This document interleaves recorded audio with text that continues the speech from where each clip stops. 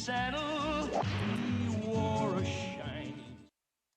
Always nice to have this next gentleman on the program. I've known Dr. John Lott for quite some time now. His landmark book, More Guns, Less Crime, put him in the crosshairs of liberals everywhere, but also was a huge seller. A number of second, third, fourth editions to that book because the premise of the book keeps getting, shall we say, proven more accurate with each following year. So he's had to update it. But he's also the president of the Crime Prevention Research Center and is devoted to, and his organization is devoted to, making our streets a bit safer, which is always a good idea. Dr. John Lott, welcome back to Jason Lewis Live. It's great to talk to you, Jason. Thanks for having me on. You know, before we get into the defunding the police movement and what the riots in Minnesota has unleashed on the country vis-a-vis crime and all of that, I do want to get your take on what we were talking about the last segment, and that is this just wanton assault on free speech in America. There's a case in front of the court now, Murthy versus Missouri, where it's pretty clear, at least if you believe RFK, it's pretty clear that the Biden administration was targeting people to be censored by what I think are state actors and big tech.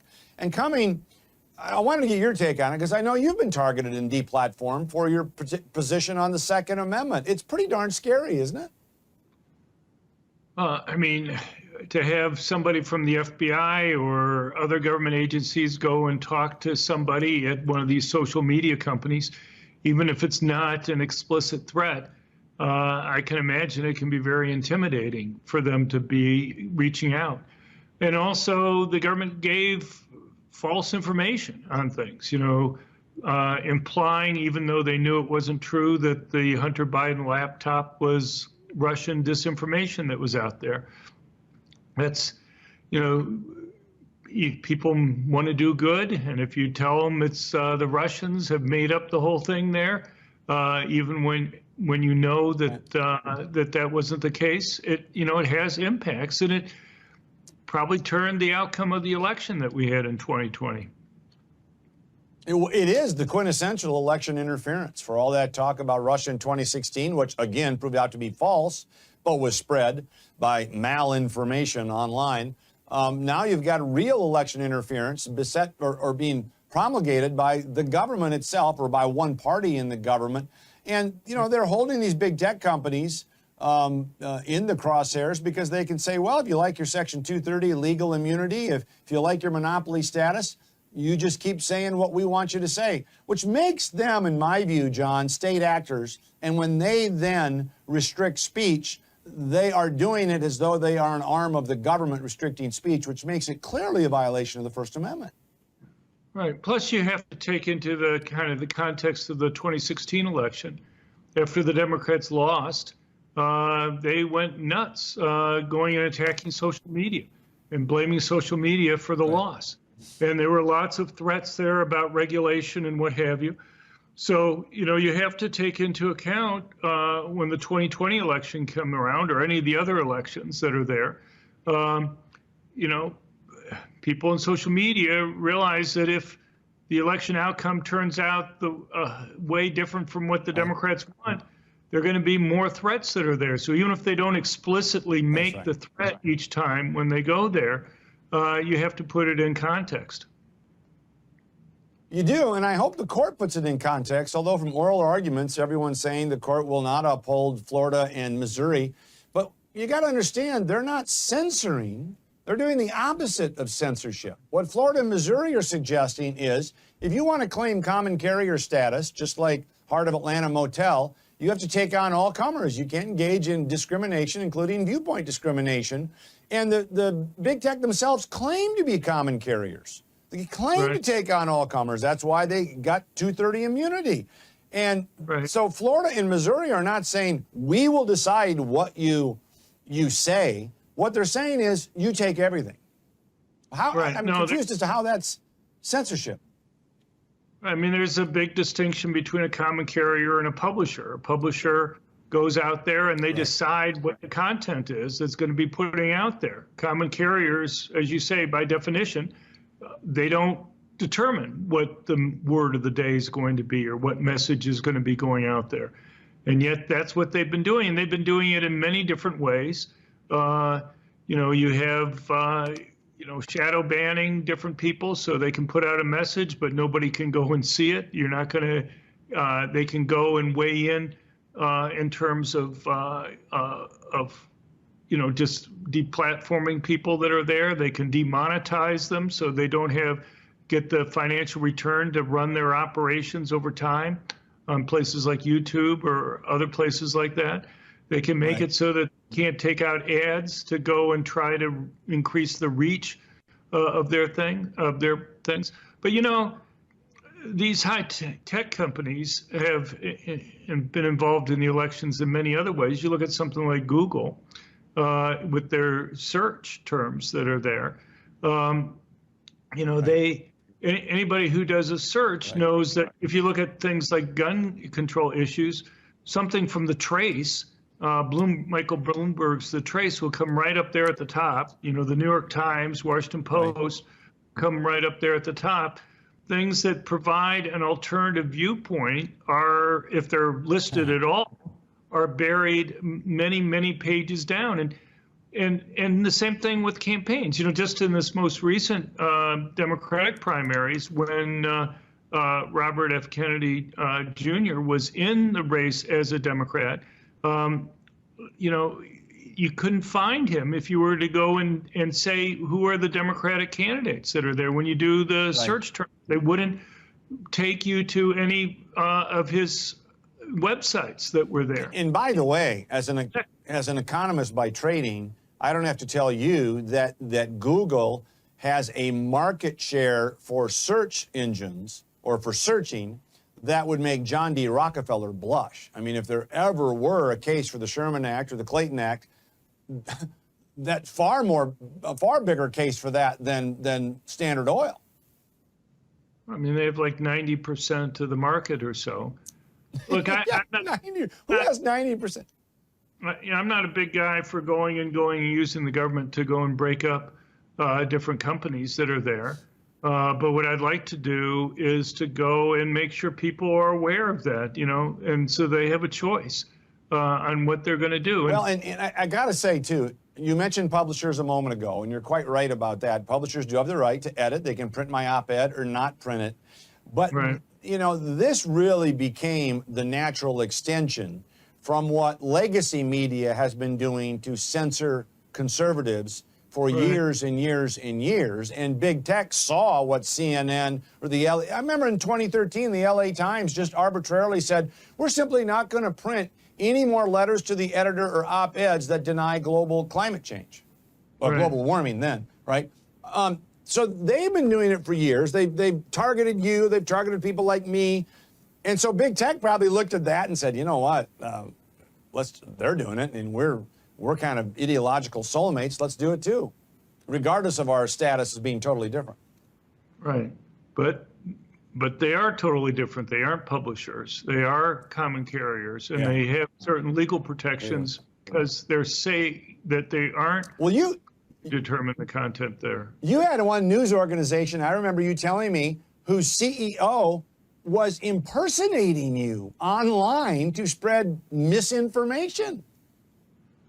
Right. Jonah Paretti, the founder of BuzzFeed News.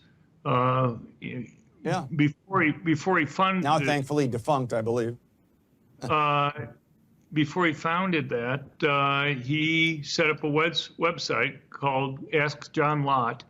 He apparently rented email lists for hundreds of thousands of people who had similar views to you and I on the gun issue, and sent out those hundreds of emails to those hundreds of thousands of email addresses, trying to use my name, acting as me, using pictures of me, to go and lobby against a gun bill that was before Congress at the time, saying that I had changed my mind. That's just astounding. Yeah, well, and that is just absolutely astounding. And of course, many of his proteges ended up at CNN K-File, which lied about me too. So this is the social media cesspool or the echo chambers that is not engaged in fair play whatsoever. And I want to circle back to the media vis-a-vis how they report crime a little later in our interview. But first, you've got some new data on the defund the police movement with regard to the number of arrests that have been cleared or crimes that have been cleared, and what has happened really since 2020 and the Minneapolis riots. We want to set the stage for that before we get to the next segment. Right. I mean, you look at arrest rates. So this is the percentage of violent crimes that are reported to police. And it's been very constant for a while. You have about 43, 44% of violent crimes generally. That graph is showing for individual categories of crime, manslaughter and rape. But if you look overall in terms of violent crime, up through 2019, if you look at all cities, it's about 44% of violent crimes that were reported to police resulted in arrest. If you look at cities with more than 1 million. And that, by the way, just for the viewers, is what it means to have a crime cleared or offenses cleared. It's come to an end. Either it's dropped or there's an arrest made. And so it's cleared, right? Right. But what happened starting in 2020 is a huge drop. I've never seen drops like this in any of the crime data going back, more than a half century. Where, for example, Logan, put that graph up totally alone on the screen. The other graph. Because this is amazing stuff right here. Yeah. If you look, yeah, there it is. That's just amazing. You got total cities. You've got cities over 1 million for rape and or manslaughter or murder. And to your point, John, you can see it. You've got all of these crimes that are cleared up until 2020.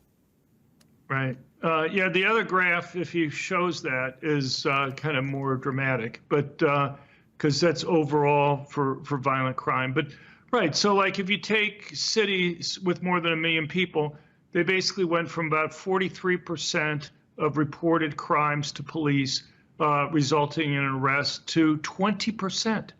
They went from 43%. By 2022, only 20% of violent crimes in those cities resulted in arrest. And what you have to, and for something like property crime, you're talking about like 4% resulted in arrest, which is just absolutely mind-boggling. And the thing you have to also recognize is that most crimes aren't even reported to police. So, let's say you have 40% of crimes reported to police, and of those 40%, 20% of the 40%, so that'd be like 8% of all the violent crimes resulted in arrest. And when you're talking about numbers like that, it has gotten. We gotta squeeze in a break here, but it's gotten so bad that an LAPD union leader not long ago said, "Don't come to our town because we don't have enough cops to basically guard you or patrol the streets." And this is a direct result of the defund the police movement, which is Minnesota's greatest export. Let's expound on that when we come back with Dr. John Lott, president of the Crime Prevention Research Center on Jason Lewis Live. He rode a blazing saddle, he wore a shiny. He rode a blazing saddle, he wore a shiny. If you think there's been an epidemic of crime from Minneapolis to Memphis, from LA to New York, especially since 2020 and the George Floyd riots, you're right. And our guest this segment, Dr. John Lott, has all the data behind your intuition. In fact, it's getting worse and worse and worse, from carjackings in the suburbs, shooting in movie theaters, you name it. And there's a reason for it. Namely, the defund the police movement. No one is a more staunch advocate of the Second Amendment than Dr. Lott, but he's also an advocate of policing. And we simply do not have it, John, because police forces are understaffed and nobody wants to be a cop, because at any moment, you're not going to get any backing and you may wind up in prison yourself. Right. Look, anybody who knows my academic research knows that I've consistently found that the police are the single most important factor for reducing crime. They have limits on what they can do. They virtually always arrive on the crime scene after the crimes occurred, but they're still extremely important in terms of deterring criminals because they're the ones who catch them in the end. And it's more than just defunding the police. There have been lots of restrictions on how police can act in these situations. But what people have to understand, so there's two types of crime data. There's the FBI Uniform Crime Report data, and that's crimes that victims report to the police. And then there's what's something called the National Crime Victimization Survey, where they try to get an idea of how many crimes are there total out there, most of which don't get reported to the police. And so they survey 100,000 people each year, and they've been doing that for like 45 years or so. And what you find is that, for example, between 2021 and 2022, while there was a drop in reported crimes to police, and that's what the media focuses on, reported crimes, the total crimes, both reported and non-reported, went up. It went up by like 42% between 21 and 22, which is just an absolutely astounding number that's there. And they're not going back to 2019. I mean, the local Minnesota media is always talking about crimes come down in 2024 and in the second half of 2023. But the homicide records, when you take a look at the Twin Cities, it's still 35% higher than it was in 2018 or 2019. So they're not using the right denominator. Right. Look, is it true that nationally there was a drop in murders between 2022 and 2023? Yeah, there was a drop, and it was a large drop. But as you say, they don't put in perspective. It's still over 7% higher in 2023 than it was in 2019. And so, it's come down, but that's only, and they talk about the large drop, but that's only because we had such a huge increase in 2021 and 2020. And so, but there's a it shows no signs of abating either. I mean, I'm talking about the assault on police. Right. You've got, I remember that my successor in my congressional district has the audacity to talk about keeping, her district safe. She was a co-sponsor of the George Floyd Justice in Policing Act, which tried to federally codify what the city of Minneapolis did and basically defunding the police. Right. Look, here, what people need to understand, the difference between these two sets of numbers is they've been going in different directions since 2020. And what happens is that when arrest rates go down, and as we mentioned, you look at cities with more than 1 million, it's down to 20% for violent crime. It's in single digits for property crime. That's amazing. People don't bother reporting crimes to police because why go if somebody steals something from you and there's it's single digits probability that they're going to arrest anybody. Why bother going through the hassle of reporting it? And the same is true with violent.